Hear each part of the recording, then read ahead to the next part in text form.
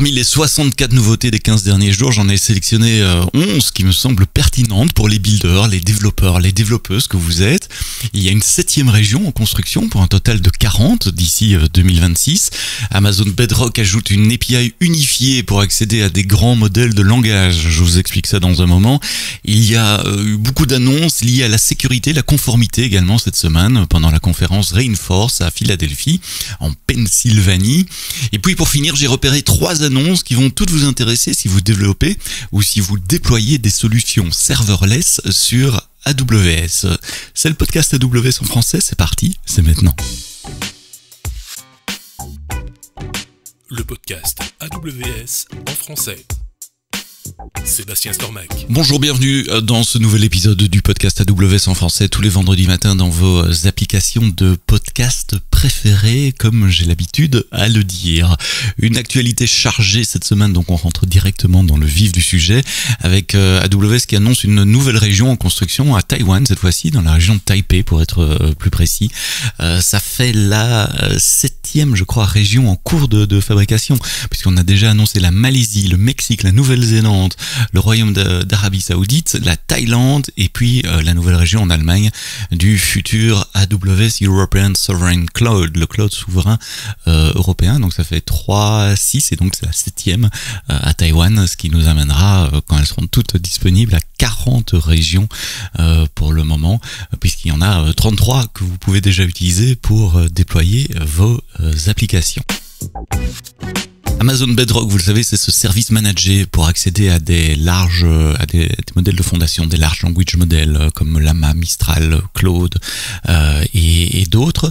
Un des challenges que vous aviez, vous, en tant que développeur, développeuse, quand vous utilisiez Bedrock, c'est que Bedrock offre une API pour accéder au large language model, mais le contenu de ce qu'on envoie dans cette API, ce qu'on appelle le payload, lui était spécifique à chaque modèle, c'est-à-dire que vous deviez écrire du code différent si votre application parlait avec Llama ou avec Claude ou avec un Mistral par exemple.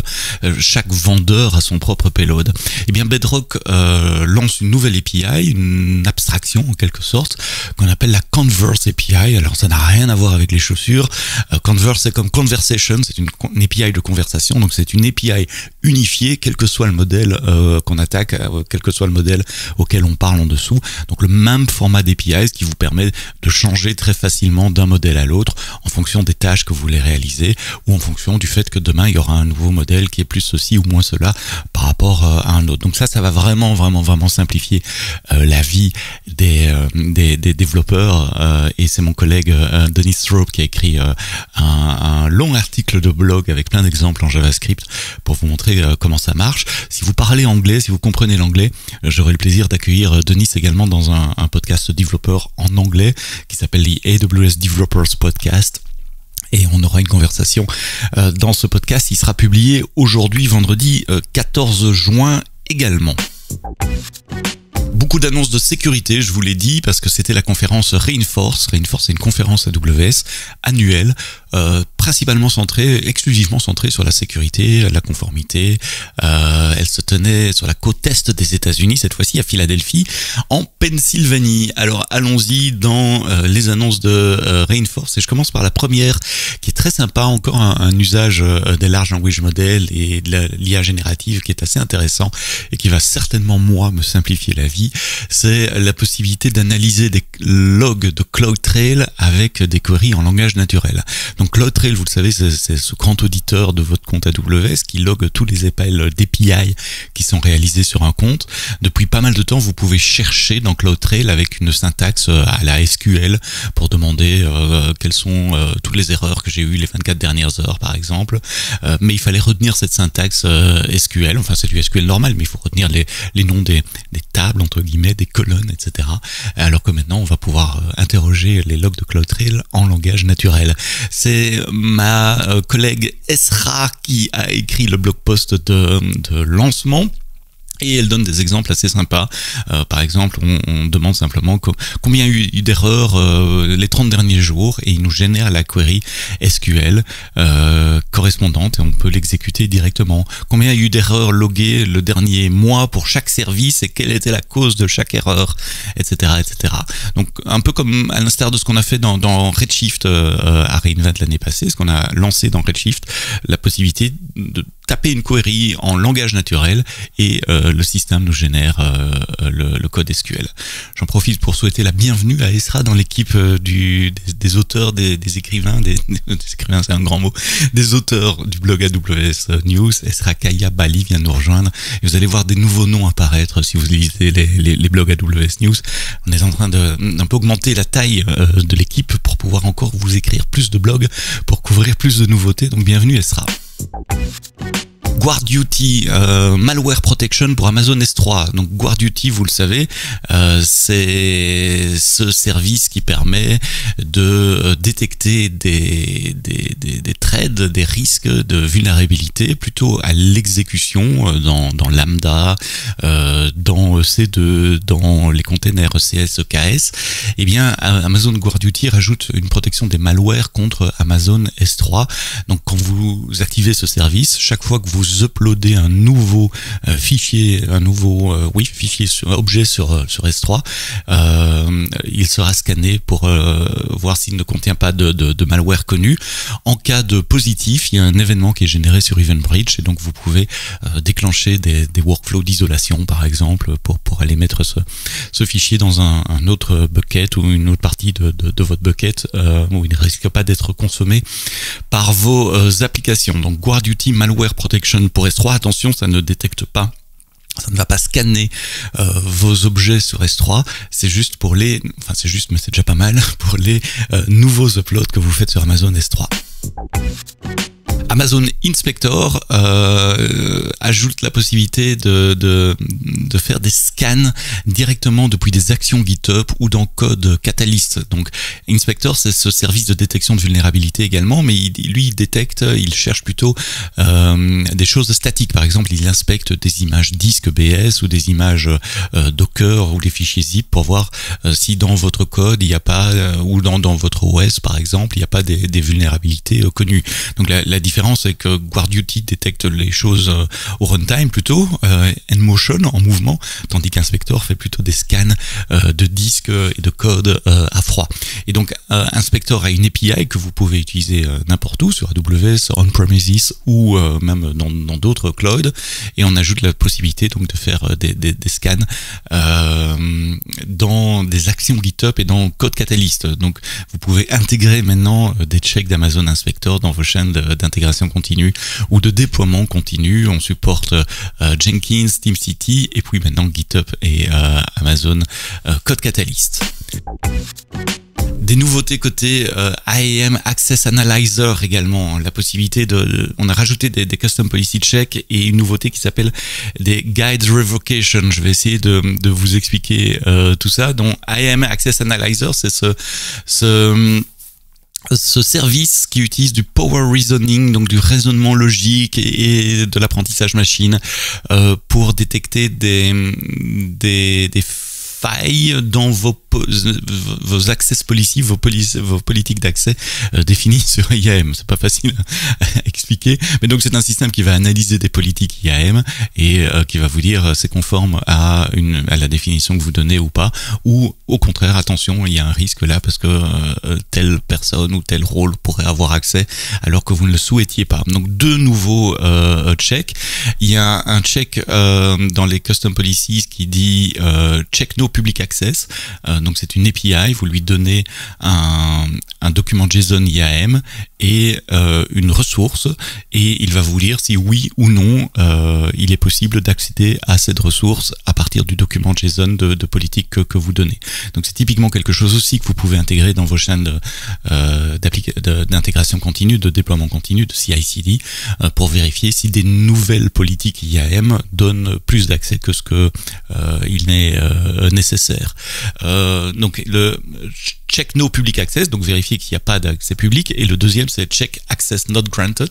Là c'est globalement la même chose, mais pour une une ressource. On ne parle pas d'accès public ici, on parle pour une identité particulière. Donc c'est la même chose, c'est une API. Vous passez le document JSON, vous passez la ressource, l'identité que vous voulez vérifier, et ça vous répond pass or fail. Donc ça, ce sont deux nouveaux checks dans les custom policy.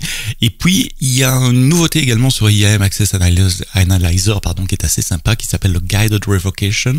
Le Guided Revocation vous permet de vous donner de la guidance que vous pouvez partager avec vos développeurs pour révoquer des permissions pour des accès qui ne sont pas nécessaires. Par exemple, des rôles qui ne sont pas utilisés, ou des rôles qui ont certaines permissions qui ne sont pas utilisées, ou des clés access key, secret key qui ne sont pas utilisées, des mots de passe, des comptes IAM pour des utilisateurs qui ne sont pas utilisés. Donc il peut faire cette analyse, dire voilà, tout ça n'a pas utilisé, ça augmente votre surface de risque de façon inutile, et donc vous pouvez passer ces informations aux développeurs pour supprimer les accès qui ne sont pas nécessaires.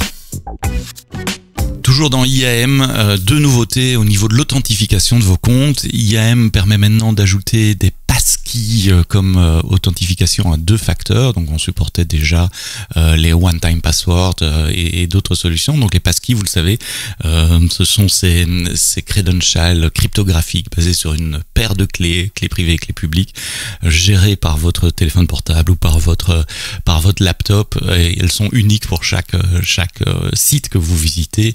Et elles sont protégées sur votre laptop. La partie secrète est protégée sur votre laptop ou sur votre téléphone par la biométrie, parce que vous devez utiliser Face ID sur iPhone ou le Touch, Microsoft Hello par exemple sur PC pour accéder à ces passkey. Alors une passkey, ça peut être utilisé comme un password. Ici on l'a pas choisi de l'utiliser comme un mot de passe, on a choisi de la mettre en second factor authentication. Donc vous allez pouvoir vous authentifier avec username password comme d'habitude, et définir une passkey comme multifactor authentication. Alors tant qu'on parle de multifactor authentication, il y a une nouvelle politique sur IAM. On va commencer à obliger à avoir du multifactor authentication pour votre compte root. Pour le moment, vous pouviez avoir un compte root juste avec AWS User, un utilisateur et un mot de passe. À partir de maintenant, on va commencer à déployer une nouvelle politique qui va vous obliger à rajouter du multifactor authentication sur les comptes root. Donc le compte root, c'est l'adresse email que vous allez utiliser pour créer le compte. Donc ne vous étonnez pas si vous voyez un pop-up apparaître la prochaine fois que vous connectez en root, ce que vous ne devriez pas faire d'ailleurs. On ne se connecte pas en root sur un compte. Mais enfin, si vous le faites, vous verrez ce pop-up. On va commencer avec les comptes root des organisations, des comptes maîtres dans une organisation, mais on va dérouler cette politique sur tous les comptes AWS dans le courant de cette année 2024. Donc ça va arriver pour tout le monde. Et puis pour terminer cette actualité bien chargée cette semaine, j'ai repéré 3 nouveautés groupées qui sont assez intéressantes pour les développeuses d'applications serverless que vous êtes peut-être. Je les groupe parce qu'elles concernent toutes le serverless, bien qu'elles concernent 3 services différents. La première concerne Amazon OpenSearch en serverless, qui maintenant supporte IPv6. Donc voilà, c'est un service de plus qui supporte IPv6. Et si vous avez des applications que vous commencez à utiliser IPv6, dans votre liste de services à migrer, vous pouvez rajouter Amazon OpenSearch. L'autre chose qu'on attendait depuis assez longtemps, c'est Amazon Cognito, qui supporte maintenant la possibilité de personnaliser les jetons d'accès, que ce soit les jetons d'identité ou les jetons d'accès, les access tokens ou les identity tokens. Alors c'est pas nouveau, vous allez me dire, si vous suivez avec beaucoup d'attention l'actualité AWS, vous avez remarqué qu'à reInvent en décembre 2023, l'année passée, Amazon Cognito a déjà dit maintenant vous pouvez ajouter des custom attributes dans les tokens qu'il génère sous la forme de scope ou de claim. Maintenant on permet de mettre des objets complets. Là avant c'était juste une chaîne de caractères, une string. Maintenant ça peut être un tableau, ça peut être une map, ça peut être des objets JSON complets qui sont utilisés dans les tokens d'accès ou d'identité. À quoi ça sert, vous allez me dire? Ça sert à vérifier des droits dans vos applications clientes. Vos applications clientes peuvent analyser les tokens JWT générés par Cognito et vérifier si l'utilisateur a en effet le droit d'accéder à la page, à la ressource, à la donnée qu'il souhaite auquel souhaitent accéder. Donc Cognito, pour ceux qui doivent rattraper le groupe ici, Cognito c'est un service entièrement géré pour rajouter de la possibilité d'authentification, d'autorisation, de gestion des utilisateurs pour vos applications web et mobiles. Donc Cognito maintenant avec des access tokens personnalisés. Et puis le dernier service dans le monde serverless qui a un changement qui va vous intéresser, c'est Amazon API Gateway. Amazon API Gateway augmente le timeout d'intégration au-delà de 29 secondes. Donc API Gateway, c'est ce service entièrement managé de gestion d'API. Il fournit un endpoint en TLS que vos applications peuvent appeler, et puis API Gateway appelle quelque chose en back-end, soit un service AWS directement, soit des step functions, soit de façon assez classique des lambda. Il se trouve que API Gateway avait une limite en dur à 29 secondes. Donc si votre fonction back-end, votre fonction lambda ou ce que vous appelez met plus de 29 secondes à répondre, API Gateway disait merci, au revoir, et renvoyait un timeout au client qui l'avait appelé.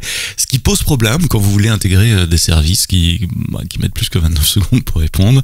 Il n'y a pas de nouvelle limite. Enfin, j'ai été fouillé dans la doc. Dans la doc, ils disent toujours c'est entre 50 millisecondes et 29 secondes. Mais maintenant, on peut décider de dépasser les 29 secondes. Il y a un prix quand même, pas un prix monétaire, mais il y a autre chose qu'il faut baisser, c'est les quotas de throttle. Vous savez, la protection contre le DDoS, donc natif dans API Gateway, on va limiter le nombre d'accès à API Gateway concurrents au niveau de votre compte. Si vous augmentez les timeouts au-delà de 29 secondes, il faudra probablement diminuer la limite de throttling au niveau du compte. C'est normal, si l'invocation dure plus longtemps, on aura moins d'invocations en parallèle sur API Gateway. Pourquoi c'est intéressant? C'est intéressant pour les développeurs qui font du generative AI, de l'IA générative, parce que parfois les réponses des modèles prennent plus que 30 secondes, et donc maintenant vous allez pouvoir appeler Bedrock par exemple depuis API Gateway. Donc 3 nouveautés serverless, OpenSearch avec IPv6, Cognito avec ses custom tokens, et API Gateway qui peut faire des intégrations au-delà de 30 secondes. Voilà, un épisode un peu plus long que d'habitude, c'est dû à la conférence Reinforce qui a eu lieu cette semaine à Philadelphie, où on a parlé beaucoup sécurité, il y a eu beaucoup d'annonces de sécurité. Ça valait la peine de décortiquer tout cela avec vous. La semaine prochaine, non pas un, mais 2 épisodes du podcast AWS en français. Le mercredi, Women in Tech avec des femmes au parcours inspirant, et Dieu sait si celle-ci, si Ségolène a un parcours inspirant, j'aurai le plaisir d'accueillir ma collègue Ségolène Dessertine-Panard la semaine prochaine. Mercredi et vendredi, on parlera tech avec un partenaire qui s'appelle Neko Technology, et on parlera de développement d'API par contrat, avec définition de contrat d'abord, non pas avec OpenAPI, mais avec un langage d'API qui s'appelle Smithy. Pourquoi ils ont choisi ça, quels sont les bénéfices. On vous expliquera tout dans le podcast AWS en français vendredi prochain, mais d'ici là, quoi que vous codiez, codez-le bien.